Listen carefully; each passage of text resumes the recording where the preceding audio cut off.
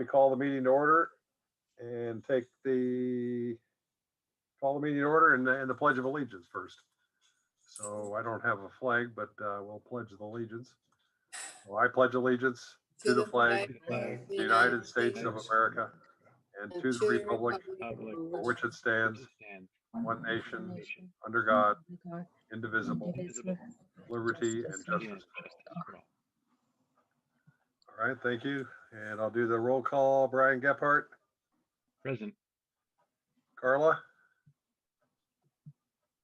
I'm present. Carla Cox is here. Present. Ashok is here. Jeff is here. I am here. Kathy. Here. Yep. Siv, are you connected? Yep, he's here. Susan Howe? Yeah. Here. Good. Paul Whitman, is he here tonight? No Paul yet. Okay, and I didn't get any email from him. And Benita is here. Brian Kilgore is here. Connie? Here. Connie is here. Good. I know Kelly's here. Eric, I know, is here. Gerald's here. Anita Young? No Anita? Okay. I'm not quite sure. Is Anita still part of the team, Kelly, or did she move to a new assignment?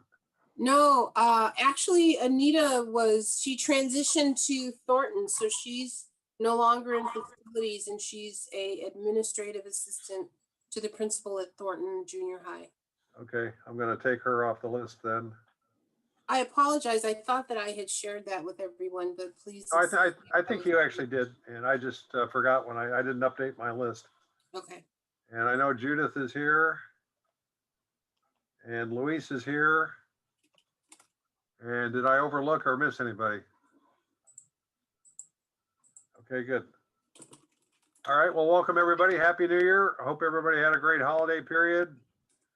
I was telling Gerald and Luis we were gone to Chattanooga, Tennessee for a while. We were gone 2 weeks, purely on vacation and sightseeing and social distancing and being safe. And we're self quarantining for 10 days in accordance with the guidelines, and our quarantine is over tomorrow. Nice. Nice. I'm glad you guys made it back safely and still healthy. Yeah, well, thank you. So I hope everybody else had a great holiday period. And as I say, Happy New Year. And we're off to a good start this year.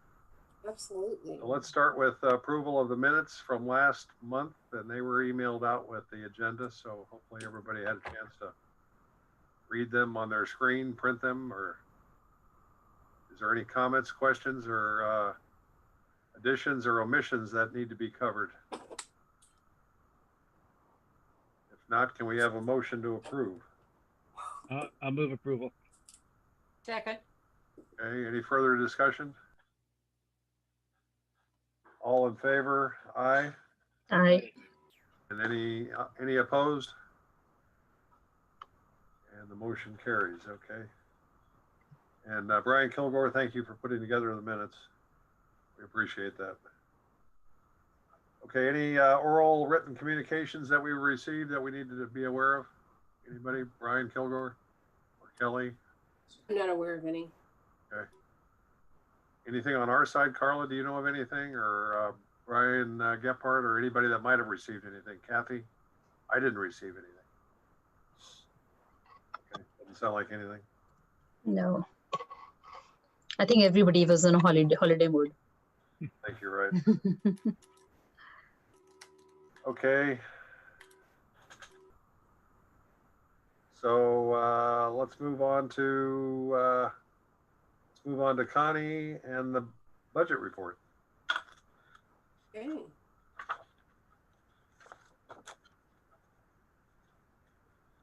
Great. Happy New Year, everyone. Hope you all had a good break. Here's the report. Can everybody see? Yeah. Yeah, real well.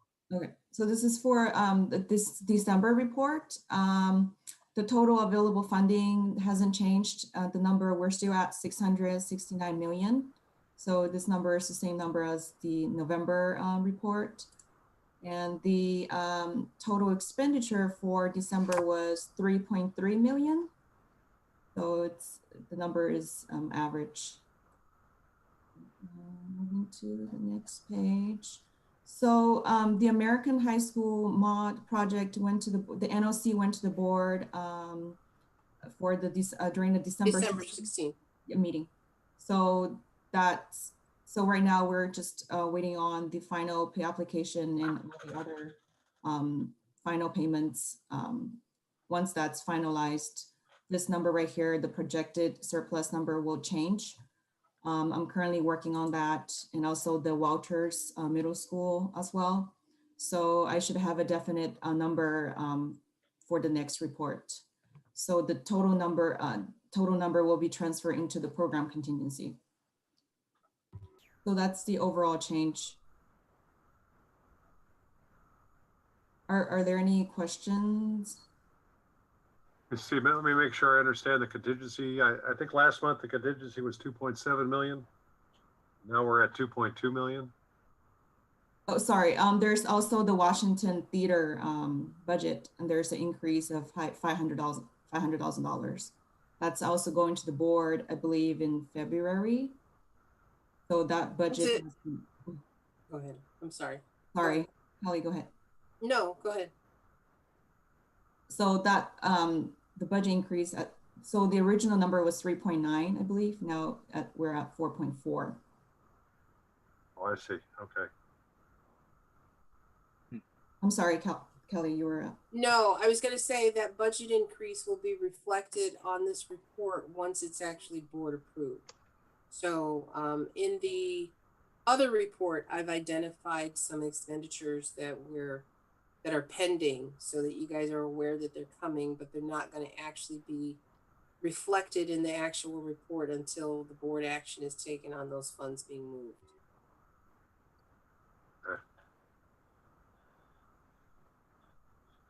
I thought, didn't we talk about Washington theater project a couple of months back? Mm-hmm. And did we not move the money at that point? Did we not talk about the contingency at that point? And No, how? we actually did talk about it. And what I shared with you all is that we had some challenges in managing some of the expectations of DSA. And then since that time, we've had some actual in the field changes. Once demolition occurred, we had some additional abatement that was required for asbestos and some dry rot and things like that we found.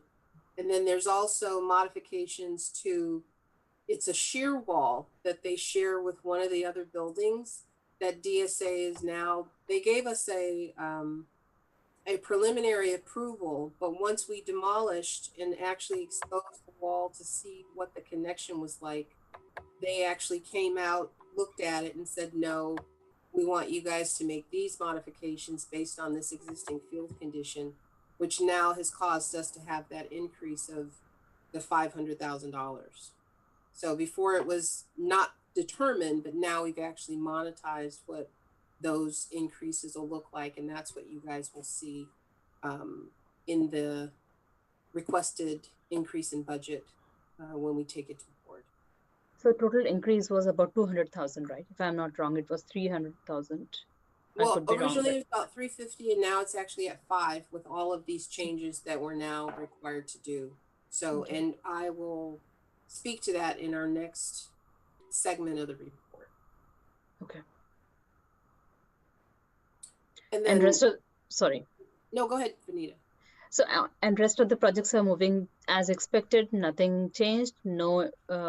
Everything is fine. And one of the things I wanted to make sure that you guys understand, so changes that occur during the construction process, we always anticipate having about a 10 to 15% budget modification throughout the course of the project.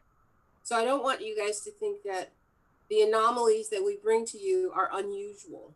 They're actually normal. It's just that we're dealing with such large numbers that it feels like it's, oh my God, this is like a huge change. So it's, we're doing really good with the work that we're doing and the progression that you guys are seeing that's occurring. So I just wanted to add that. I guess what makes me a little nervous is when the contingency money keeps on depleting so quickly, and we Yeah, still have so many open projects, and yes, we are still looking at so many projects to start. So I'm just worried what will happen if I know we have talked about the contingency money earlier too, but I'm just a little hesitant to say that okay, we'll have enough money to finish all the projects in sure, the timely manner with sure. all the issues that we see anyway happening. I mean, they happen anyways. Yeah. Connie, do you have anything else to share with this report? Because I'd like to address some of Benita's comments and share with her some additional information. No, this is the overall explanation. Okay. Do you guys have any more questions on her financial report? So I just to make sure I understand this, the contingency last month was 2.7 million and now we're at 2.2 million. So it went down a half a million. And that was that all primarily due to the Washington Theater? Yes, Correct. it was. Okay. So that's that $500,000 that we're talking about. Okay. And Kelly, I just want to add to Benita's comment and concern. On some projects, we'll be under budget and we'll get money back. So it's not all bad, right? That number's going to move, but it's going to increase at times too. So like at American, we came in under budget, so we put some money back into contingency. Right. The other thing is too, and this is something that I wasn't prepared to share with you guys today. I was actually planning to do it in February because I didn't have the updated numbers, but you know, we're expecting about $6.5 million back from OPSC. And a portion of those funds is going to go back into this program contingency. So we can expect it to at least go back up by a minimum of $3 million. So I'm talking with business division and finance to find out what their plans are with those dollars, because there's an opportunity for school districts right now during this COVID-19 period of time where they're getting an opportunity to utilize their OPSC dollars differently than they previously were allowed to. And so I've been instructed that I'm going to get the $6 million that's, you know, earmarked for capital projects, but because they have this window of opportunity and we're facing a, you know, $15-17 million budget deficit, they're trying to make a decision as to whether they're going to take some of those funds and try and balance out the budget so that, you know, we're still solvent for this next fiscal year. But I don't know what that outcome of that analysis is, but I do know that we will have, as I said, a minimum of $3 million that we're going to be infusing back into the program from those funds that we receive from the state. So What is OPSC? OPSC, yes. What is Office that? of Public School Construction. And the 6.5 million is, Those are reimbursement dollars from projects that were completed on Brookvale and Patterson back in 2014. So that Was gives this you an part of- idea how is this long part ago. of- is this part of No. Prop 51? Yes, it is. Oh, so that'd be very interesting if there was a decision to use Prop 51 dollars to close the budget deficit gap. Yeah, there's been a special legislation that's been presented, I believe, in November, that this, you know, statewide they're allowing districts that are, you know, in a deficit situation to actually be allowed to utilize those dollars if they actually are being appropriated during this period of time. So we'll see, but I believe there's going to be a discussion about that either at this board meeting or the next board meeting. But as I said, I just got some updated information late today, so I wasn't really prepared to fully discuss that with you guys, but I was preparing to have information for you guys to review in the February CBOC. Kelly, when do you think the $3 million will hit the books? We're probably not going to see it before May.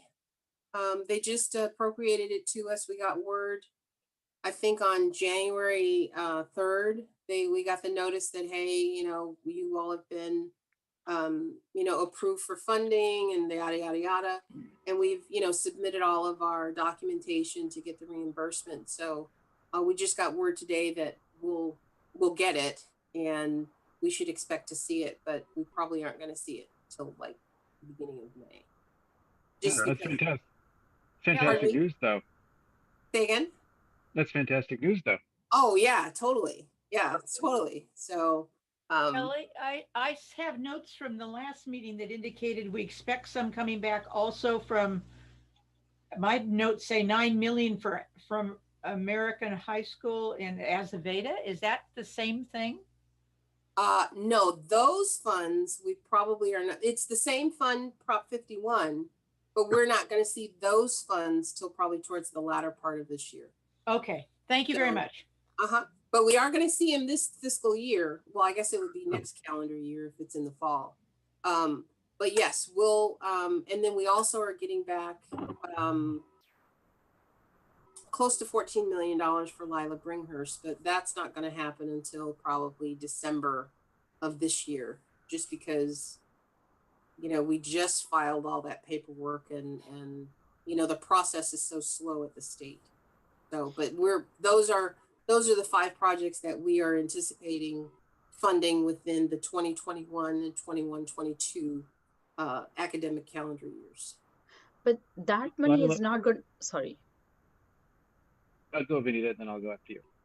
So, but that money is not going to be included in the Measure E bond money, right? I mean, when we are talking about this money, is not. yeah, and even the Prop 51, is it going to come back to Measure E money, or where is it going to go? It's my understanding in the past, you guys have always taken those Prop 51 dollars and reinserted them back into the bond. But as I said, because of this new legislation and the administration are looking at different options, I don't know what the full use of those funds is going to be based on where we are as a district financially. But I definitely will keep you guys posted and informed as to what decisions they make with regard to that. Okay, I have one more question, but I'll let Brian was the one who was talking, right? So I'll let Brian finish his question and I'll come. Brian, you froze, at least on my end. The cold weather in Tahoe got him. Could I ask a question while we wait for Brian to unfreeze? I think Brian, Sure, Connie, Connie, just you come can back stop sharing your screen. So Kelly, just so I completely understand this, the 3+ million, we got news that it's coming back to the district for for those projects. But at this point, it is not clear whether that money will actually go back into Measure E contingency or if it will go somewhere else due to the change of legislation that allows the school board to potentially put that money towards other things. Is that correct? That is correct. But the only Okay. correction I want to make for you is that we're expecting $6 million and we are guaranteed to get at least 3 of the 6. So know that We the as $6 million being CBOC and the Measure E bond program are guaranteed to get at least 3 of the 6 million that is Okay. coming back to the district. The other 3, I Okay. don't know what they're going to do, but I know for us, we are definitely going to be allocated an additional $3 million that's being reimbursed out of the 6. Okay, well, that's actually good because Yeah, because then that puts Yeah. us back up around 4.5, close to $5 million if we don't spend anything at this point. okay. Thank you for clarifying, Kelly. Uh-huh. Okay, why don't we let Kelly move into her project report? Oh, okay. Let me. I actually wanted to ask a question about what Chip said earlier Okay, go ahead. about contingency money being 2.7 and now 2.4, right? 2.2. 2.2. So if we do backward calculation, Kelly, I mean, did we have that did we not budget the Washington Improvement Program, which was $350,000 in addition to what it was in the last meeting? I want to make sure I understand. So you're asking, did we not budget correctly for the changes that we anticipated? No. Or So the Washington Theater? did we not add the $350,000 last month? So No, because Chip is saying that the money has changed. It's like 2.7 to 2.2 now. right. So at our last meeting, we talked about $350,000.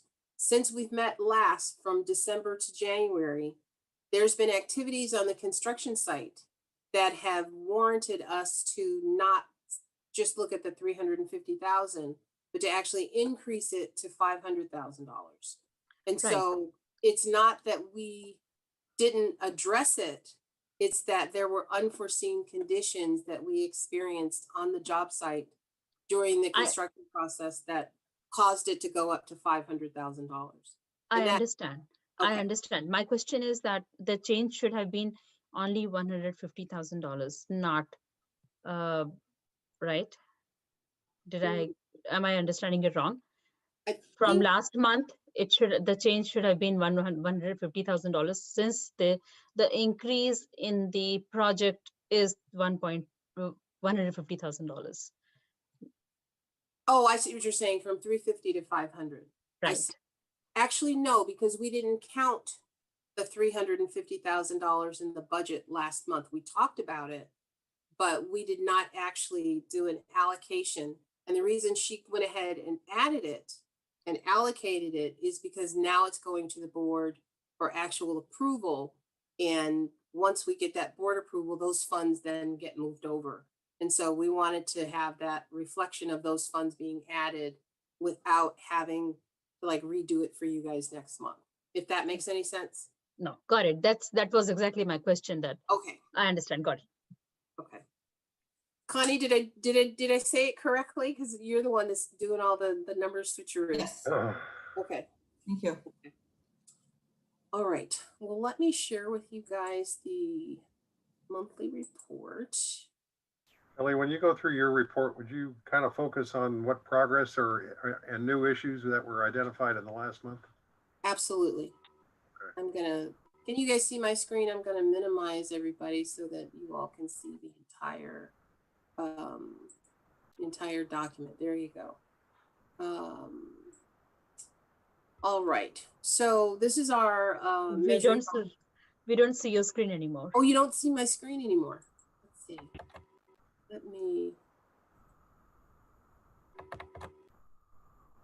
How about now? Yes. Okay. But I think Brian is back. I don't know whether you want to move ahead or do you want to address this question? Oh, I'd love to address this question if possible. Oh, yeah, sorry, very weird. Internet went down. My question was just, was the original source of the Lila Bringhurst money? Couldn't Say remember. that one more time. What was the original source for Lila Bringhurst? It was the developer fund. Okay, thank you. Yeah, we did not use any bond dollars for Lila. It was the developer fund. And just so that you guys know, I think they talked about this at the last board meeting, but we are in full ownership of Lila Bringhurst now. We transferred title on January 1st, and now we are in the process of, in essence, closing escrow, but they're just finalizing the negotiated terms of the closeout and the warranty for the property. And once that's completed, then we'll be, ready to move forward with doing something with it. But at least we made the milestone of actually getting title to the property and ownership of it. So that was really good. So looking at this monthly update, this is for December of 2020. Excuse me. And the first section is looking at projects that are still in design. And so for Thornton Middle School, I don't know how many of you guys have had a chance to go by there, but they've got quite a bit of great activities going on. The only item that's left in design and DSA review is increments 3 and 4. And so the ball field and play courts are completed. We have not installed the basketball hoops because we are in shelter in place and we don't want students to be on campus, you know, utilizing the play fields and the ball field, play courts and the ball field. So those are still sectioned off and fenced in, but there have been no significant impacts to the budget or the schedule at Thornton at this point. Secondly, Centerville Middle School conversion. If you guys have had an opportunity to drive by there as well, there's been some activity that's been started. But they are currently have their increment 3 that is in DSA review. And I believe last week we had our transitional housing delivered to the site. And they're in the process now of actually putting those buildings in place and getting those set up for a spring transition from the permanent building into the portables so that the modernization work can begin at some point this summer. And right now we are holding steady and fast on our budget for Centerville at this point. So those two are moving along really, really well. The third project is our Hopkins Middle School conversion. And we are still in design review with DSA for that particular project. We have increment 1, I believe that was approved, but increments 2 and 3 are still in design review with them. And we're anticipating having some feedback probably sometime in mid-February or early March from DSA for that project. We have hired a construction management firm, and we've also hired a project stabilization consultant, which is a labor compliance monitor for that project. And those contracts have been executed, and those folks are mobilizing to get on board to start their work as well. The fourth project that we have in design is the Kennedy High School modernization. And as you guys know, Kennedy was removed from one of the future groups and put in with this current group. And we are in the process of completing, we call it scope development and design development for that school. And I believe that we've done our pre-check appointment with DSA and identified some of the things that, you know, they want to have addressed. And then we're in the process of looking at additional consultants and also move management and furniture coordination for that particular project. So we'll start to see some significant movements at Kennedy probably late March, early April, based on when we get our information from DSA. And also with that budget, we are holding and moving along very nicely with the budget that we've established and have had no changes thus far. Are there any questions on the design projects at this point? Kelly, the budget on Centerville last month was 90 million, 90.2 million. And now you're showing 87.2 million, a $3 million decrease. That's good. Where did the 3 million go though? Actually, I have to apologize, Chip, because I think this is an error. The $90 million is the correct budget. So I apologize for this not being accurate. And that's my fault because I thought that the $90 million was incorrect and I changed it to 87. So we will make that modification. All right, I was hoping we picked up 3 million. Yeah, so I'm sorry about that. The correct budget is the $90 million. So let me make a note of that.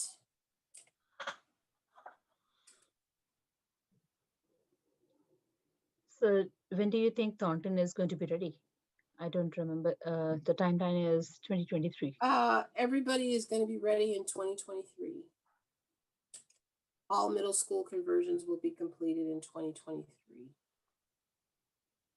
with the exception of, well, Kennedy's the high school, but Hopkins, Centerville, and Thornton are all 2023. Okay. So in construction, I'm just going to switch this up a little bit. Actually, I can't because it'll go to another page. So American High School is 100% complete. The warranty period is active as of January 1st. And the budget that we have, the final project budget that we arrived at was the 25,734,422. And as Connie said, we're waiting on the final pay applications and retentions to be released to know exactly what our final expenditures are. But that project has been turned over, and the site and the district have full ownership and operation of it. Ellie, Yes. can I go back to Hopkins? Because I think you had said all middle schools 2023, but what are the dates on Hopkins that say October 2020 and December So 2020? these dates are reflective of the design development and Okay. documentation. So that's what those dates are for. But I can go ahead and put the conversion date of 2023, because that was also something that was presented to the board in December, because we were unsure of Hopkins' actual schedule based on what was happening in DSA. And so it was confirmed and approved that all conversions would be completed in 2023. But in this report, I'm referencing just the design portion and not the full construction. So, but I can go ahead and make that modification and clarification to say, final completion 2023. And then, but we haven't talked about Horner yet, which should be ready before 2023, right? Yes. Yes. So I mentioned only Thornton, Centerville, and Hopkins were the middle schools that were still outstanding, because Horner has been completed. But we're seeking notice of completion for Horner either at this board meeting or the first board meeting in February. But I'm not sure if they've pushed that off, because I put a lot of stuff on the agenda and then it gets kicked off for various reasons by the cabinet. So, but this one, Horner has been completed with the exception of the PE locker room scope of work.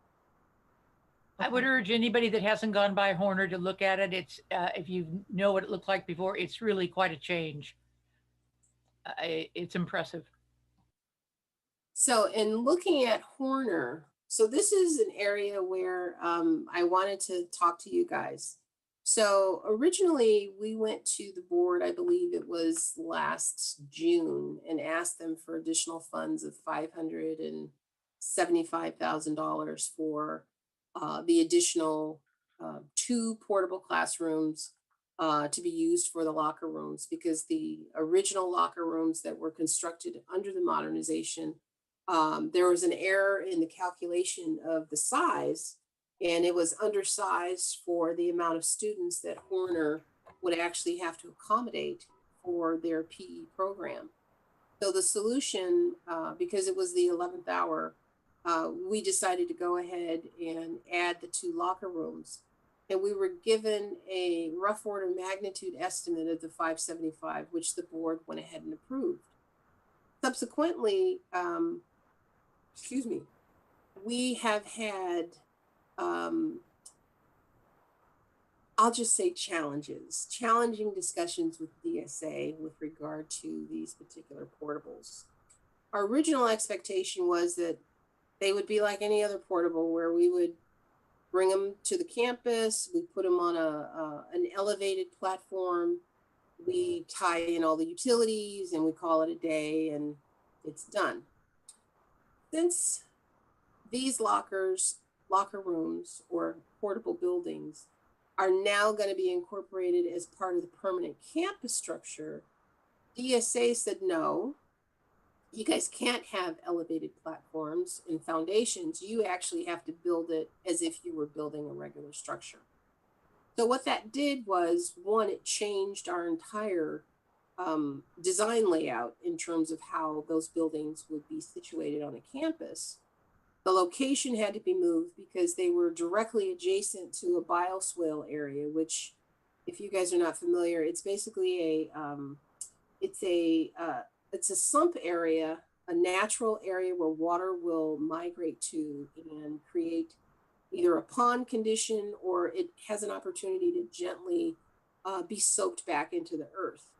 Because of that, and because we were within, a certain amount of distance from that, DSA said, well, since you guys are close to a water source, we now are requiring you to do these other things for the foundation system. So long story short, all these changes in back and forth with DSA to get these locker rooms on Horner's campus has escalated this budget. And now, after it's all said and done, and we've redesigned and rebudgeted and redid everything, we are now in need of $1,063,358 to complete that work. And so that is why I've identified that for you all, so that you all are aware that's going to the board. We're asking for it. We're going to ask them to take it from, excuse me, the program contingency.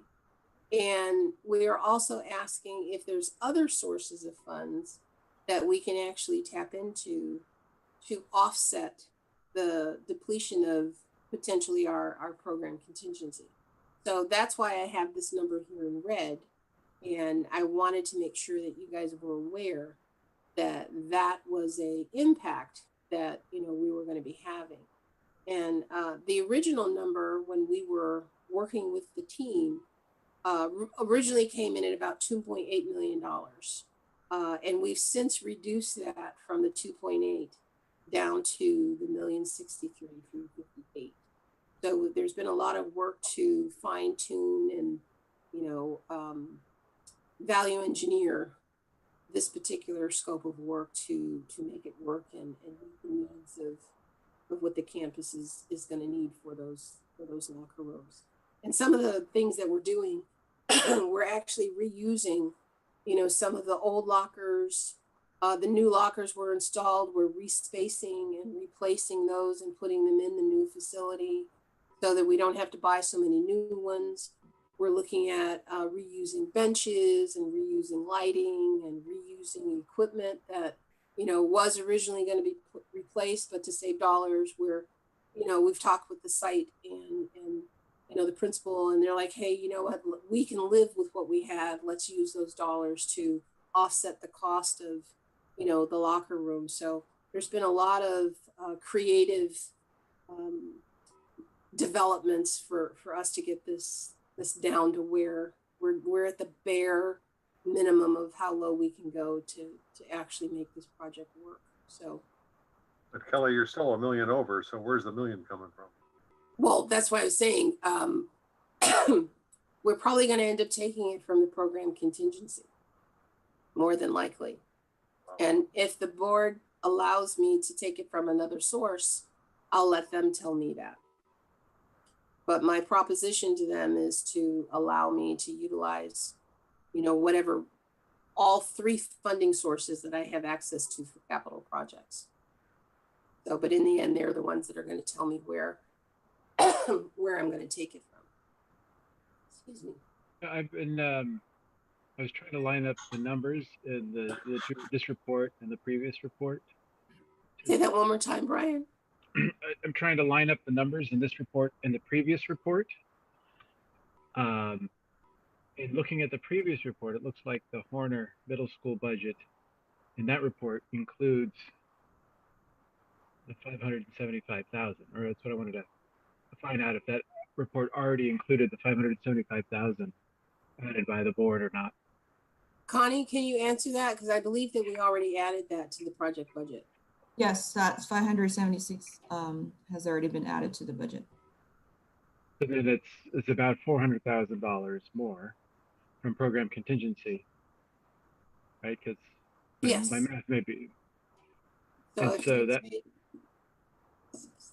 and so if both Washington and the Horner changes are approved, So it would be Uh, 487, 358 that we would be 487? adding to the overall. 487, so 487, 487, 358. so if both the theater and the Horner changes are approved, that'd be subtract another 487,000 from the program contingency, so we'd be around 1.7 million in the program contingency, and then well, actually, it's a good question. Do you take it out of the program contingency, or do you take it out of 00, the additional funding for middle school conversions?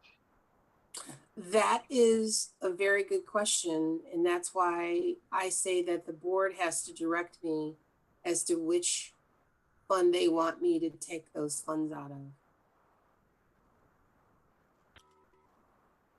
Because I have that available. We have the program contingency, we have the middle school conversions, and then we have the capital improvements that, budget / Prop 51. So they have to direct me as to where they're going to allow us to take those funds from. But is one of those line items only says Centerville and Hopkins on it? Correct. So since this is a Horner project, would that even be an option? It is open for discussion. Interesting. It is open for discussion. But as I said, the nice thing is we know that we're getting an additional $3 million. So it will make that decision a little bit easier, knowing that we have funds that will replenish our program contingency budget in the near future. So Kelly, maybe you want to start your conversation from there. When you're talking to the board, you might want that is where you start, because when we talk about depleting the contingency money, and we are not, if the board is not informed about the money is coming from somewhere in future, that might not go so well. No, you're absolutely right. You're absolutely right. So we'll, as they say, to be continued, but we definitely will be having that conversation. And as I said, I'm hesitant to say where those dollars are going to come from. I'm only going to present it to them and show them what the options are and let them direct our path as to where those funds will come from. So are there any other questions on Horner? And are you all in clear understanding of why we're doing this? So, and it was not, you were not made aware of it up until now. I mean, why did they wait this long to inform you about this?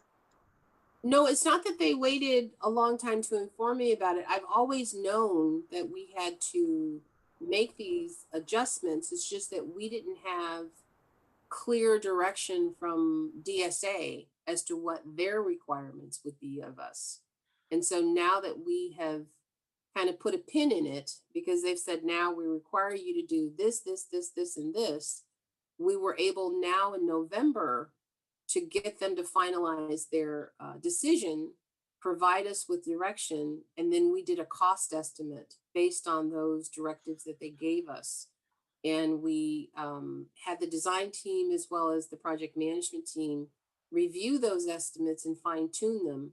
And now that we're firm on what that expense is going to be, now we're presenting it to everybody for us to actually be able to execute.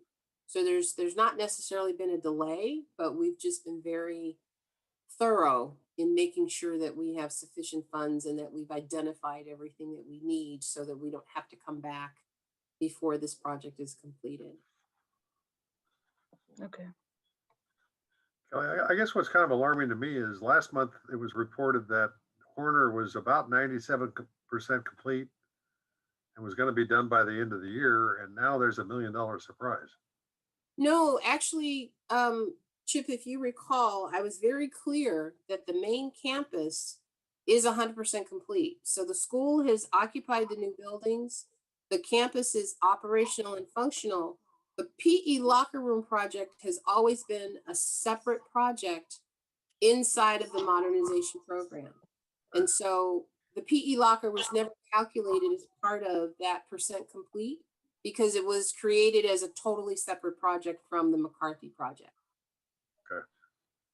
So they are still fully functional, operational, and rocking and rolling as far as the middle school and its instructional side of the house goes. The locker room is the only thing that it's its own little project that's kind of off to the side. And came later. And absolutely came later because we didn't create this until we were, 95% complete. 95%, yeah. Yeah. Okay. But I understand your concern and it is something that I would pause and be wondering as well, but it is its own little project. And maybe I should probably separate it and create it as its own little, separate project within Horner because it is not impacting the McCarthy scope of work. McCarthy is the general contractor who completed the new campus and all of the play fields and the parking and all that stuff. So it impacts the overall budget from a program perspective, but from a project perspective for McCarthy, it doesn't have any impact on their scope of work to be completed. Hey, Chip, can you let Judith in? She fell off, please. Okay, sure. Sorry. So if there's no other questions on Horner, I can move forward with the voiceover. Before you go to VoIP, can we go back to American? Sure. And last month, you reported that you were anticipating a $700,000 underrun that would go to contingency because we were so close to being done. You were wrapping up the final numbers. How big is that underrun today? Connie, can you speak to that? Because I don't have that. Actually, here's the CBOC report here. Can you guys see that? Yep. So let's go to American. So American, as it stands, it's 715, 790. So we're expecting, barring what we have to pay on final accounting, we're expecting to put back in 1,092,975 into the program contingency fund from what we call the project suite. Okay, good. So, and that's another thing we can ask them if we can utilize those funds towards, some of these other expenditures that we're anticipating having to have with Horner and with Washington. So it would be a zero-sum gain to the program contingency budget if we were able to do that. Okay. So the next item is the Voiceover IP and the bell and speaker upgrades. That project is 100% complete. Punch list and various warranty items have been completed. The warranty period has started, and this is the final budget that was expended for that particular project. And we've not received any major complaints or issues. I know that we had a call today where the IT department was saying that sometimes certain campuses have a loss of internet, but they've determined that, it's a switchgear problem and they're, addressing that, and we'll have that kind of taken care of before the end of the week. So, but everything else seems to be running really well, and everybody's very happy with the internet upgrade that occurred at their particular sites. What's the status of the notice of completion? Pardon me? The notice of completion, what's the status? The notice of completion will go to the board on January 20th. Okay.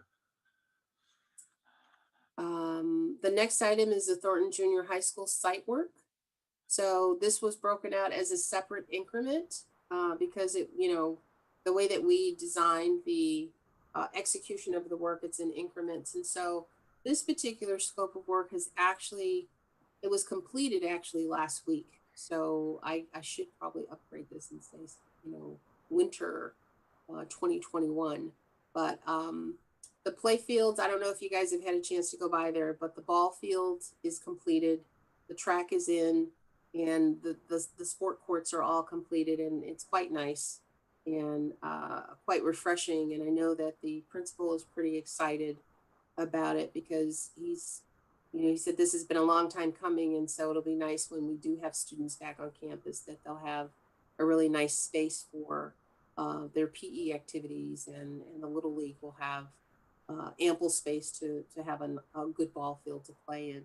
And we did not have any cost impacts to that scope of work. So that's why your budget doesn't see any changes from that particular portion of work.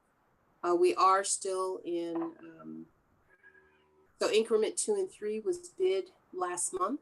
And I believe that we're in the process of finalizing those bids and looking to finalize a subcontractor to do portions of that work. And then that will come to board, I believe, probably the February 10th meeting. And then the increment 3, which is the new building, the final pricing is being reviewed and analyzed on that. And it looks like we're still, within our program budget that we had established for Thornton. So that's something that's ongoing. And if we have any changes, we definitely will be reporting out to you guys next month. Next is the Washington High School Theater. And this particular project is going along really good. We completed bidding in October. We awarded the contract in October. The board approved the contract in November, and we actually just started construction, I believe it was December 14th. They've done all of the demolition, and all of the structural modifications have been started. And as I have noted here, that was the cost impact that we are expecting due to the DSA changes. And so this number, as I said, is still under review, and we're trying to tighten it up as much as possible. But we can anticipate that that cost increase will occur. And I think what I'm going to do for our meeting next month is identify this differently than the way that I've done here, so that you guys know that it's been added to the overall budget based on board approval. So then let's see what's on the next page. Then the next is the Walters project. So Walters was completed in 2019 and is currently occupied. And then the Grimmer Fronts project was completed, and that campus is also occupied. And then of course the American High School new construction, that was completed and occupied in 2019 and has been turned back over to the district. So one of the things that I also noted on this report is that, the superintendent and the associate superintendent have requested that we go ahead and start having some community engagement meetings. And so we have identified 5 dates to address the 5 attendance areas. And we will basically, the associate super referred to it as a road show today. We're basically going out and having meetings according to attendance area, and profile and present all of the things that have been done in the Measure E program. And if there's any specific questions or concerns that parents and community members may have with regard to a particular school in their attendance area, they will have an opportunity at that time to ask those questions and get relevant answers from, myself, the assistant soup. Gerald is going to be there, and the members of some of the design teams will also be there to address any particular questions as it relates to the scope of work that's going on at any of the schools.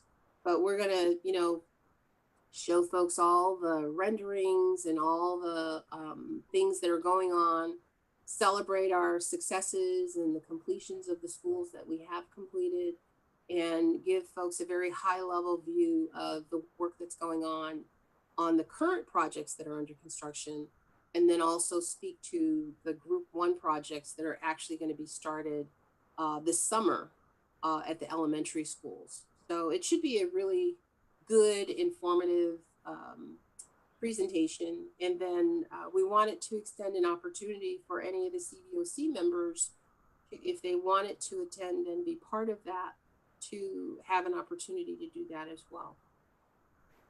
And participate in that. Please let us know what the Zoom information is so we can log in. Oh, absolutely, absolutely.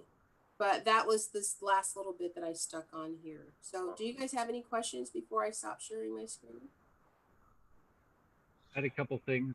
Sure. One, yeah, I think it'd be great to have CBOC members there, and a good to represent that we do have strong community oversight. You know, we may even want a representative there in a semi-official capacity, not taking a lot of time for the meeting, obviously. The other question was, so the group 1 projects, I don't remember what the group 1 projects are. They are, on one second, I'll be able to answer that intelligently, as they say, so I won't get caught in a lie, right? Let's see. They are Cabrillo, Forest Park, Glenmore, and I believe Ardenwood, and is that 1, 2, 3, 4, 5? So Ardenwood, Briar, Cabrillo, Forest Park, and Glenmore. Those are the 5. Have those gone to the board yet? Yes, they are part of the approved group 1 projects that were identified. And I think that was based on the FACs, I guess however you guys grouped them. But in terms of the actual work and the construction portion, no, because those are being scoped right now, and our estimates and final scope of work is being developed on those. So those will probably come to board. I don't know, Gerald, when do you think? Probably, what, April? We'll probably be ready to. Probably April or May. We're still figuring out our procurement strategy, or finalizing our procurement strategy as well. So April or May, you can expect that. Okay. And Gerald, can you speak to the scope of work also? Yeah, so 5 mainly elementary schools, and there's going to be a lot of HVAC, a lot of roofing work, that kind of work. So a lot of modernization and upgrades mostly. I'll elaborate on why I'm asking these questions, because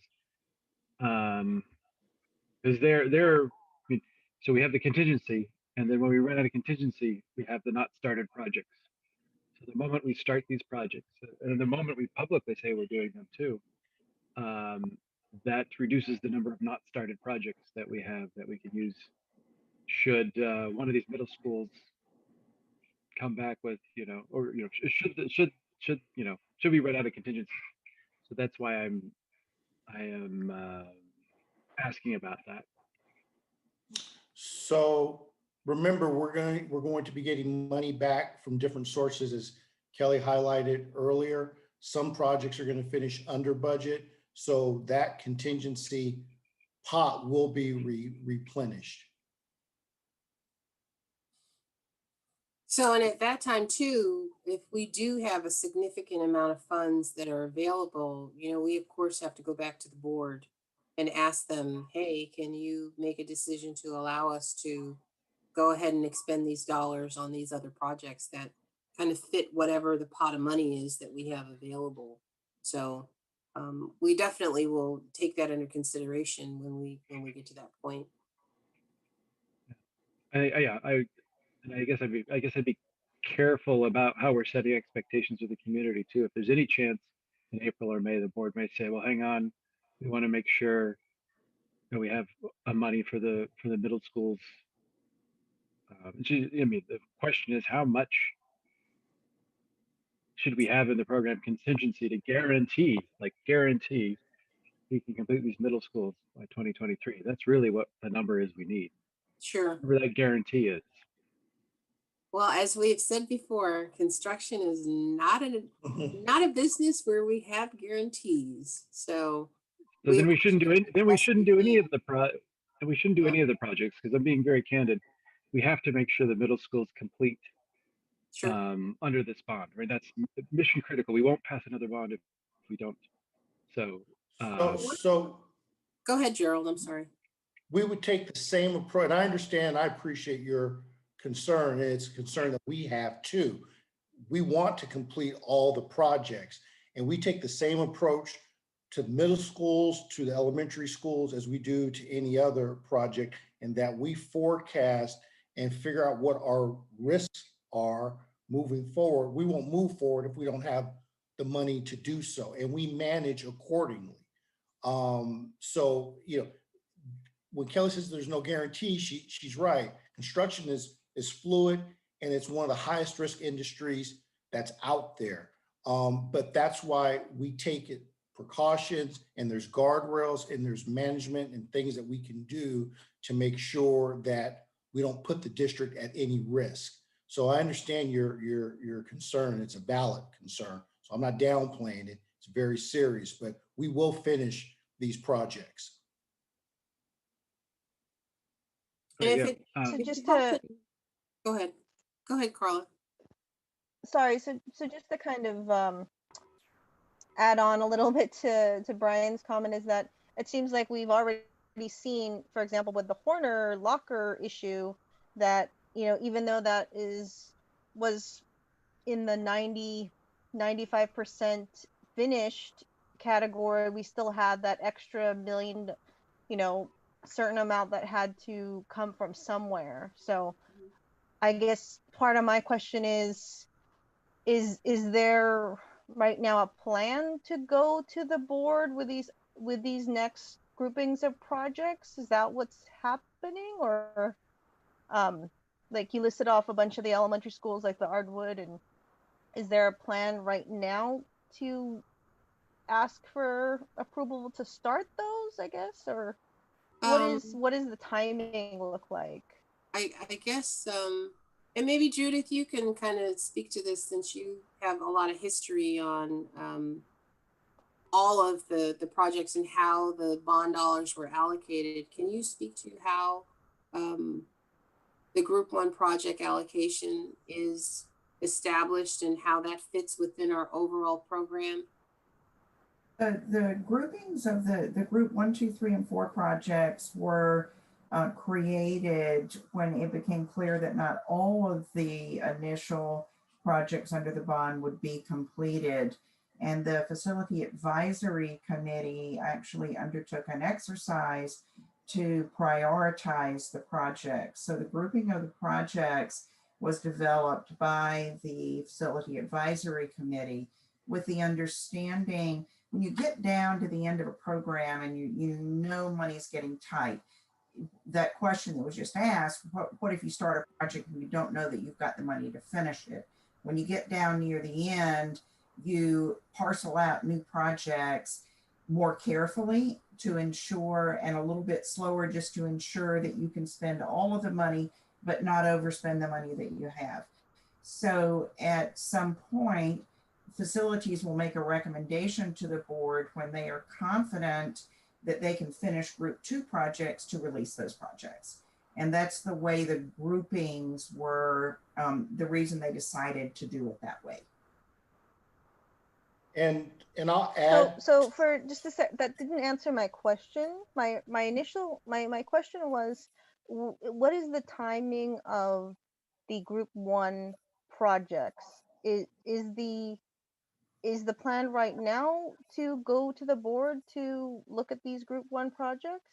The Group 1 projects have already been released by the board and are under management at this time. So the next, they're ready to move down to the Group 2 projects. And facilities, along with Vanna, would make a recommendation when they're confident enough that the budget will allow them to complete that next group.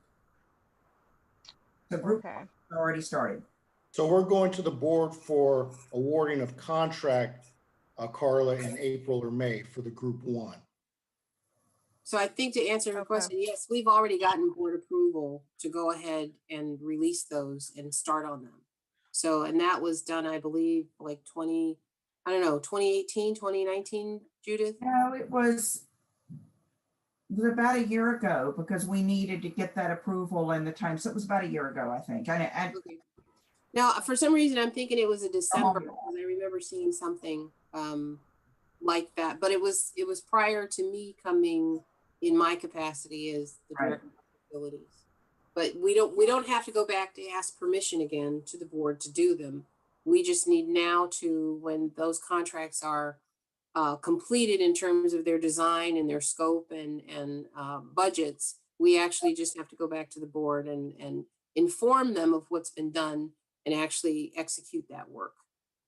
And group would there- two, sorry, but go ahead. group two is where in that timeline? It's not, Group 2 is not even on the table yet. okay, They're the ones that are being held back to make sure that the middle schools and group ones get completed with this Okay. current bond Got it. funds that we have. Would there be a way of marking these projects in our report so it's clear, right? So that so it's very clear which projects are committed to and which aren't, right? Well, I believe if you guys look at your financial report, they are identified on the last 2 pages. If you go into the section where, let me The go not ahead. started and not funded, right? Correct. You guys can see the not started and not funded list of projects in their actual budgets. Well, we're not We need, we're not I mean, sure that's not- what's a group 2 or what's a group 3. That's all. Oh, I see what you're saying. You want to know group 1, group 2, group 3, and Right. so forth and so on. Yeah, I guess we can do that if that's something you guys want to see. Yeah, going forward, I can add the groups next to the schools. Okay. because So- just doing some quick math, right? Roughly, the schools you just listed out are roughly half of the $35 million in the not Mhm. started area, right? So Right. now that we've committed to them, then that means our projects that we can eliminate now is just that whatever 18 million left, right? Right. And so I think having that clear demarcation in the report, I think would be useful. Okay. So people know exactly where the wiggle room is as the contingency dwindles. Okay. We can definitely provide that for you guys if that's something that you all want. And I was going to follow up with too, all construction has risk, right? And some of you know this. These projects all have risk. It's how you mitigate them, especially, some of these buildings are really old and you don't always know what you're going to find when you open things up, right? Abatement, rot, geotech issues. It's how you mitigate those. So the majority of issues are mitigated. You folks don't even hear about because they've been dealt with. But it's not 100%. You can't mitigate all risk all the time. So I just wanted to make that comment. Yeah, and I'm sorry, Brand, do you want to finish? I'll let you finish. I was just going to reiterate what we have to make sure we have enough money to complete the middle schools. That has to be a guarantee. And if we think the risk means we need, 20 million in contingency just because, then we should be planning for that, right? So I just want to make sure that that has to be a guarantee. That we cannot run into And trouble. the board there. agrees with that priority? 100%, board does. 100%. They're good. very consistent. Okay, good. So one of the things that I wanted to share with you guys, and I think I've talked to the board in open session about this, and I believe I started having conversations with them last summer. Because we've had challenges in our previous 2 modernizations with Walters, American, and of course, recently Horner, we're taking all of those challenges and we're actually addressing them before they actually become problems on the remaining 3 middle schools. So for instance, because of the locker room issue, we're now reanalyzing and reevaluating all the locker rooms and the PE facilities for all 3 that are still under construction. because we had issues with the IT and the security system. Those have been included in the new scopes of work for those schools. So by doing that, we're eliminating those opportunities for those to now be challenges for us when we're actually under construction for the 3 that are remaining. The other thing that's been done that is up for discussion in February with the board, you know, we're looking at the sustainability component of looking at solar and alternative energy on all of the campuses. And so once we're given the go ahead to actually implement some of these things, we're going to also address all of the campuses as it relates to sustainable practices and things like that. So I just wanted you guys to know we're not just kind of operating in a vacuum of, okay, we're dealing with this and we're not going to address it anymore. We're actually taking that information and, you know, using it to change the dynamic and scope of work on the future projects so that we don't end up spending change order dollars and we don't end up being in a place where we haven't budgeted enough money. We're like, hey, we know that this cost us $50,000 here. Let's take that and also add it over here because we know this is going to be a challenge. I know, for instance, at Centerville, we're having issues with capacity of the library. And so, you know, the library in capacity was reduced by almost 25%. And so one of the creative ways that we've been working with the design team as well as the site is we're looking on the programmatic side. How can she reduce the number of stacks that she needs? Is there an electronic or digital format that she can incorporate in her library services? And what does that look like? And how much will that cost? And how is that going to impact her instructional capacity at that site?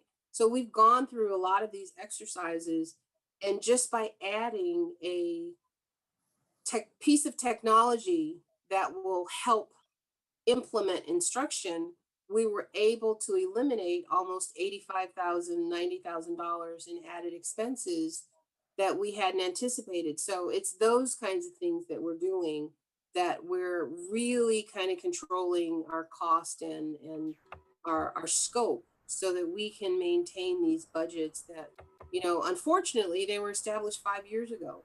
And 5 years ago, with escalation and the change in how we do things, it's being felt, but we're kind of working to make sure that we stay on track. So, and I appreciate your comment, Brian. That's a good segue into the next topic, which is the special the meeting topic and the bond program audit. Oh, okay. So we have. By the way, we've only got about 15 minutes left. So. Okay. So Chip was so gracious to work with staff and participate in the interviews of the audit companies, and we were able to make a decision, and we ended up choosing and approving a contract for Total Schools PSS, Total School Solutions. They have been brought on board, and they started last week. And what is going to happen is that they are going to audit the Measure E bond program for the last, I believe it's 2 or 3 academic cycles. And they're going to probably contact Chip as well as some of the other CBOC members to interview you all and to understand, you know, kind of what are some of the challenges that you guys have experienced? What are some of the positive things you guys have experienced? And they're going to be taking the finances of the bond program and going through a forensic review to make sure that those funds have been, of course, spent appropriately according to the requirements of the bond, but also to identify process and procedures if there's an opportunity to streamline something, and also to look at overall performance of how the dollars work as relates to the scope of work that it was assigned to. So they're going to be doing that over the next couple of weeks, and we're expecting that audit to be completed hopefully by the end of March, early April, so that we'll have that information before the end of the year, and we'll be able to read it, digest it, and address any of the issues that are brought forth in that report. So that is a separate audit from our annual audit that we do with our general fund and our bond fund at the same time. So Kelly, have you turned over all the information they need? we are in the process of doing it. They just gave us a list of, I believe it was on Thursday, of everything that they needed. And so between all the various departments, they're in the process of getting all of that information to them. And I think our deadline was Monday of next week to get everything to them. But they're looking at a lot of stuff. I have a quick question. Sure. Does the review involve any review of the manner in which the board makes decisions in regards? Yes, it is. They're looking at that as well, and they're actually interviewing the board. Good. And various roles, I guess, and responsibilities of the various board members on some of the things that were done. So it's a full program review. So everybody is suspect. And then what was the last item, Chip? The special audit and future topics, you said? Yeah, we've got 3 items there that are future topics. The long range facility master plan, we've had that on our list for quite some time. A briefing on any follow-on plans for a follow-on bond, rather, to Measure E. And then a Horner School visit by the CBOC. Okay. I see Siv had his hand up. I see you lowered it. Do you still have anything to ask, Siv? Well, I think Siv probably wanted to ask about the leaky pumps or Exactly, yeah. or valves that are at that one school. I forwarded that information, Siv, to the project management team. And the update that I received from them today is that they are working on it, and they should have all of the items that you identified addressed and be able to report back to me before the end of this week. I think that pump needs to be replaced. The pump is still in place. I believe they are waiting on a part to come in. And unfortunately, they can't turn the water off because the building is currently occupied. So that's why you still have the leak occurring. But if it was vacant, they would, be able to turn it off. But unfortunately, they're not able to turn it off. Because that was my first response to them. It's like, well, why don't you guys just turn it off till the part comes in? And they said, no, Kelly, we can't, because it's the main feed to the building, and we have to have the fire suppression systems fully operational at all times. And you also have to keep the bathrooms operating while you have staff working in the building. Is that equipment that was part of a CBOC project, or is that just general maintenance? That is actually residual punch list work that was part of the work for the modernization. Okay. So it's a actual part that failed that came from the manufacturer. So they're addressing it. And the other thing, as far as the long range facilities master plan, that consultant, we executed their contract the Thursday before we left for break.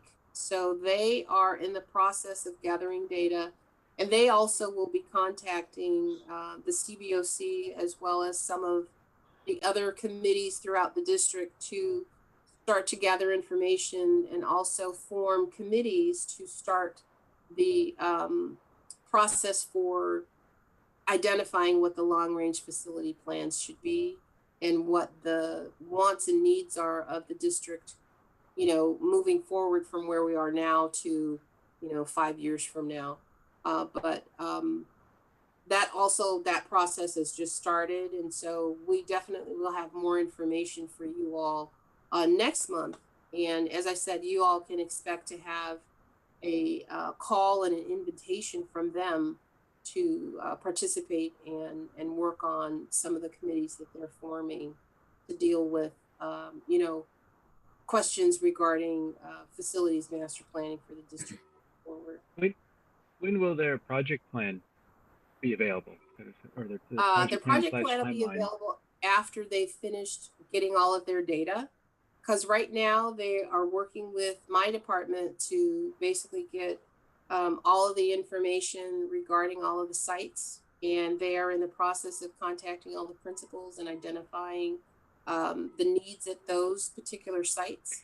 And once they gather that data and finish the review of the previous long-range facilities master plan, that's when they're going to go ahead and basically outline a plan. But they have to get input from everybody first before, you know, they say, this is the plan you have to have. It's an iterative process. So I'm not talking about the updated plan. I'm talking about the plan for a plan, right? Oh, the this plan phase for is data collection. That would be worth reviewing and understanding and providing input to, I think. Okay, well, we actually have an outline of that, so I'd be happy to share that with you. It's being fine-tuned, so it's not a document that's set in stone. It's kind of a living, breathing, moving kind of thing. But I'll be happy to share the outline that they provided to us when we returned on January 4th, so a week ago. So Okay. I'll that'd be be happy to great. share that. I think that would help with planning too for our agenda. Sure. Okay. Just about out of time, but as Kelly mentioned, the bond program audit, the company doing the audit would like to interview 2 people from the CBOC. I'll volunteer to be one. Would someone else like to volunteer? Kathy? All right, I will let Sharon know, and she will coordinate with you, Kathy, to set up a date and time to meet with them via Zoom. Very good. And Okay. are there any other questions? I hope that we got a few more minutes. Does anybody else have anything? All right, Brian, have you got a follow-on meeting after this one with your other committee? Me and Kelly and others as well. Or I don't know who else on this, but Kelly and me for sure will be there. I'm sure. Can't you tell I'm dancing? Anything from that committee that we should know about on this committee? No, because I'm reporting the same information out that I'm giving to you guys to them. The only thing that is different, I believe the consultants that we have been working with to generate some options and cost saving measures for the solar program, they'll be presenting their final findings at the FAC at 7:30. So you're welcome to chime in. It wouldn't seem to me like any solar improvements or solar projects would be part of the Measure E funds, would it? They would not, but we are coordinating our efforts with the modernization program so that we're not spending money twice. So with regard to that, if there's, you know, foundations and bases that are required for the solar canopies that go in a parking lot, we want to have that work synchronized at the same time that we're doing work on the modernization, so that while the ground is open, everybody does what they need to do one time, and then it's all closed up and done, versus waiting for the modernization to finish, having the solar folks come and tear up work that we've already paid for and finished and do their work and patch over. So that's the only sort of coordination that we have to do with the modernizations. But in terms of funding, there are no modernization funds that are going to be used for solar. Those will come from another source. All right, good. I'm sorry if I missed this. Was there an update as to the updating the long range facility plan? Yes, we just talked about that. Okay. In terms of a requirements. date, or I'm when not sure I understand your question. was there a goal as to when that was going to be completed? No, because we have to finish their analysis to know exactly like what information they're gathering, and then they can actually put a timeline with that, so that we gave them milestone dates, but they said, hey, let's finish our phase 1 work, and then we can actually look at a realistic schedule. But our goal is to have the long range facilities master plan update completed no later than fall. So as we move into- 2021. Right, so as we move into Okay. fall 2021, we can utilize that information that we've gathered for the update to prepare ourselves to potentially go out for a new bond in 2022. So there'll be a state bond that we're hoping for that will pass. And then of course the local bond that you all have the ability to actually pass as well. Okay. And Thank it'll you, be Kelly. based on that information that we gather, but that's the goal, is to have it finished no later than August, September time. 2021. Okay. Yeah, so that we have time to, analyze it, review it, and utilize those documents and plan for planning for the future. Got it. Thank you. You're welcome. You're welcome. I had a couple of questions, but I know it's 7:30, so I'll do a follow-up in email. Okay, great. Okay. Well, thank you guys so much. If there's anything else, please feel free to email me or, give me a phone call. That would be great. I'll be happy to answer any questions. Our next meeting will be February 3rd. Okay. Till then, I don't think we have any more business. Awesome. Well, everybody have a great evening. Have a Brian, good I'm- evening. Kelly, Thank thank you. you. Chip, thank Good. you. Bye. Welcome.